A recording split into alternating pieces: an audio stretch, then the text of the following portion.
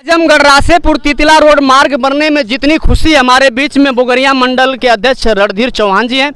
और तमाम पदाधिकारी हमारे बीच में किसान मोर्चा के जिला महामंत्री रामेश्वर सिंह जी हैं और युवा मोर्चा के और संयोजक वरिष्ठ नेता जिनकी चर्चा एक आवाज़ पर हमेशा बीच आते हैं अरुण सिंह जी और देखिए दीपक विश्वकर्मा जी हैं हमारे जमीरपुर के प्रधान सम्मानित नीरज सिंह जी। आज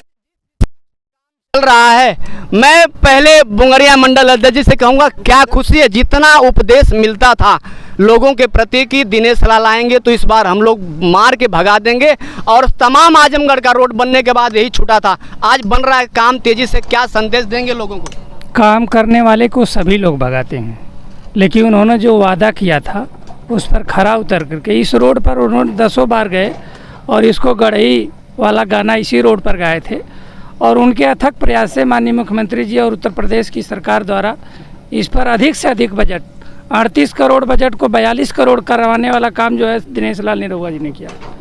हम लोग जी सबसे आखिरी महम मुद्दा है कि ध्रुव सिंह जिलाध्यक्ष नहीं बने थे, उसके पहले से लगातार आप पाठक जी को लेकर अरुण चाचा को लेकर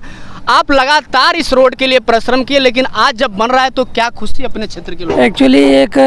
विशेष परिवार के लोगों का यहाँ पर सत्ता था और जब केंद्र से लेकर प्रदेश में भाजपा की सरकार थी तो आजमगढ़ में दुर्भाग्य यही था कि उसके विपरीत यहाँ सांसद विधायक हुआ करते थे। अब जैसे ही यहाँ का कनेक्शन सीधे केंद्र सरकार से और राज्य सरकार से जुड़ा है, कोई काम छूटेगा नहीं,